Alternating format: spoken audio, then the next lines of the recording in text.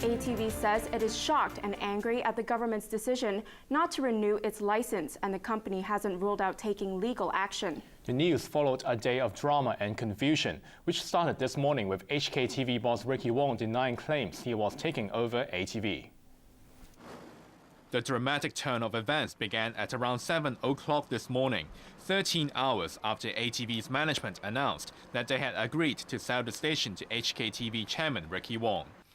In a statement published on the Hong Kong Exchanges and Clearing website, Wong denied reaching any agreement with ATV, whether personally or on behalf of HKTV. Wong also rejected claims that HKTV had entered into any discussions with the court-appointed managers of ATV over a possible transaction. A meeting with ATV's major investor Wong Ching did take place last Thursday, but only to exchange views on how to provide assistance to the broadcaster, particularly for the renewal of its free-to-air license. But the clarification did not dampen investors, as shares of HKTV soared by 24% in morning trade, before ending the day 9% higher.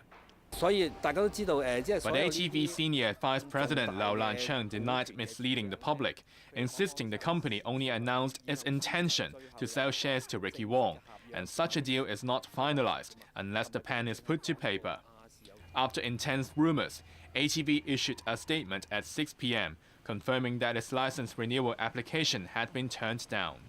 The company said it is shocked and angry about the decision, since an investor has been found, and has not ruled out taking legal action. Civic Party lawmaker Claudia Mo believes Wong Ching was trying to delay the government's decision whether to renew the license. It's very likely that the government was supposed to issue a final decision on the extension of the ATV license today. And so he was hoping, probably, to use that piece of news to tell the government to put that license extension application on hold. James Tian from the Liberal Party welcomed the decision not to renew ATV's license, adding the government has dragged its feet on the matter for too long. We all know that financially, ATV is not in a good condition. They have been unable to pay employees wages, and most of the programs are not that well run anymore. Democratic Party's Sin Chung Kai is now urging the government to speed up HKTV's free-to-air license application, as well as give the green light to Now TV and Cable TV to operate free TV channels. The government has given ATV a year's notice before its license is revoked. It's the first time a local broadcaster has not had its license renewed. After considering the recommendations of the Communications Authority, the relevant representations, and all relevant latest developments, the CE&C today decided not to renew ATV's license. Since the law requires that a 12-month notice period has to be given to ATV for the CE&C's non-renewal decision, ATV will have its license extended to 1st April 2016, which is 12 months from now.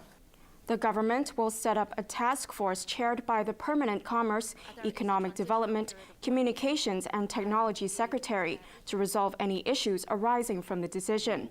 The decision comes after months of turmoil over late wage payments for ATV staff. The government's decision came just hours after ATV's court-appointed manager announced that a deal to rescue the company has finally been struck. It's unclear now whether the mystery investor will go through with the deal. At 2 o'clock this afternoon, Deloitte's court-appointed manager for ATV, Derek Lai, spoke to reporters at an emergency press conference. In another dramatic plot twist for the troubled broadcaster, Lai announced that major investor Wong Ching and shareholder Wong Ben-kun had officially sealed a deal with an unnamed buyer this morning. According to Lai, the mysterious buyer will be acquiring all 52% of Wong's ATV shares, including its debt. While Lai refused to reveal who the buyer was, reporters at the press conference spotted AID partners on the terms sheet, which Lai briefly waved in his hand. AID's co-founder Kelvin Wu was once floated as a possible white knight and was rumored to be one of the 3 potential buyers who contacted Deloitte when the manager put ATV's shares up for tender.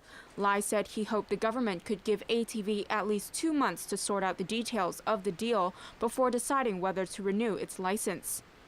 Of course, as I said earlier, if the Hong Kong government refused to renew, then the TV station will collapse, obviously, right? So, but as I said, we keep on, I see a lot of reporting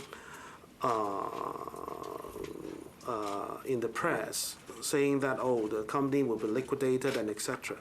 But I said that it is possible. I always say that it can be possible because if the license cannot be renewed, but if it can be renewed, then it is another story.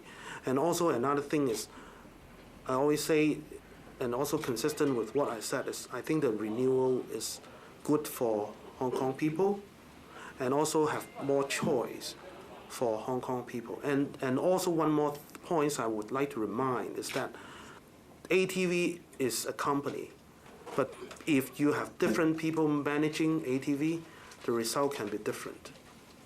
Lai added that the deal may not go through if ATV does not get its license renewed.